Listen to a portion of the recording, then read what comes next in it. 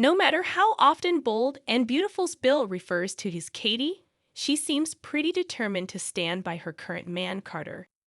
And while we have absolutely no doubt that Bill will continue to huff and puff and bloviate in an attempt to change her mind, we can't help hoping that Katie stands firm in her resolve. Sure, we loved Beatty during their glory days, but once he declared that he would always love her sister, we moved on. And think it's time for him to do so, too. The question, of course, becomes with whom. In a perfect world, Bill could just clone himself because, let's face it, there's nobody he loves more. And wasn't it Whitney Houston who said that learning to love yourself was the greatest love of all? However, a guy who went so far as to have a secret, office-adjacent sex lair built isn't likely to stay celibate for long. In fact, it was remembering that little factor that got us thinking Bill should perhaps declare love to be off limits. Stallions have to run free. The man upon whom Brooke saddled, pun intended, that nickname might decide.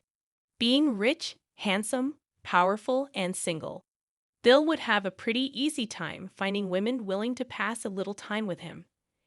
And determined not to be burned by love again, a little time is all they would manage to get from the publisher. Before long, his own tabloids would be filled with reports on his exploits. Sure, he could shut them down. What with being the owner and all, but he loves being Law's most eligible bachelor. But after bumping into Taylor one at Il Giardino, Bill winds up having one whiskey too many and opening up to the world-renowned psychiatrist about the fact that he's not having quite as much fun as he's letting on. In fact, keeping up appearances is, more than anything, kind of exhausting. A few days later, he and Taylor wind up running into one another again at the restaurant, and before long, they're lunching 2 or 3 times a week. He picks up the tab each time, leading her to jokingly ask if they've started dating. Of course not, he scoffs. This is cheaper than therapy, and a guy's gotta eat, right? It's all fun and games. Until one of the tabloids he doesn't own snaps a pic of Bill and Taylor, splashing it on the front page with a headline suggesting Bill stole rival Ridge's favorite ex right out from under him. You've got clout, Taylor tells Bill during their next Il Giardino non-date. Demand they print a retraction.